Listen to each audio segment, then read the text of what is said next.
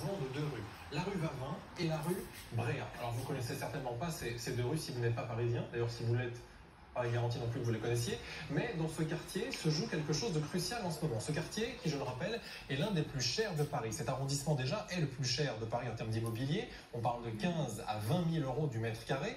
Et dans ce petit îlot, eh bien justement, il y a un commerce qui a fermé. C'était un commerce d'articles pour enfants, mais à la place, on doit y mettre, apparemment, une supérette. C'est un petit supermarché de quartier de la marque Carrefour City qui devait s'implanter et ouvrir au mois d'août. Sauf que les habitants ne sont pas du tout d'accord. En tout cas, une grande partie d'entre eux qui ont décidé de mener une pétition qui a été signée, j'allais dire, par beaucoup d'habitants du quartier, mais pas n'importe qui. Des habitants illustres, des stars du showbiz, par exemple, comme par exemple le chanteur Alain Souchon, Alain Finkielkraut ou l'actrice Catherine Fro. Qu'est-ce qu'il reproche à ce magasin qui n'a même pas encore ouvert? Il leur reproche de potentielles nuisances sonores.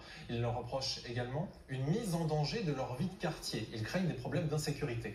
Alors évidemment, lorsqu'on a su ça, eh bien beaucoup se sont insurgés et ont dit il y a, à travers cette contestation, un véritable élan de boboïtude, disent-ils, en disant messieurs, dames, vous êtes richissimes, vous vivez dans un quartier très riche, vous ne pouvez pas être contre une supérette qui est là pour nourrir ceux qui habitent également le quartier, pas forcément vous. Sauf que justement les intéressés réagissent, notamment Alain Finkielkraut qui a dit la chose suivante. Il a dit il ne s'agit absolument pas d'un problème de riches, c'est absurde. Les gens à l'origine de cette pétition ne sont pas tous des riches. Nous voulons juste préserver la beauté et la tranquillité de ce quartier. Mais trop tard, le mal est fait. Et Catherine, on se demande en effet aujourd'hui en quoi la présence de cette supérette peut gêner des habitants. Quel est le problème? Alors ce qui est évoqué, c'est des problèmes notamment de nuisances sonores et d'insécurité, parce qu'on sait que devant les supérettes, parfois il y a du passage, parfois il y a des jeunes qui s'attroupent, parfois il y a des sans-domicile fixe. Alors c'est ça le problème. Et je pense que le problème de fond est sans doute là, mais c'est le seul quartier où on entend parler d'une pareille polémique. Donc on voit très bien le lien entre personnes très fortunées et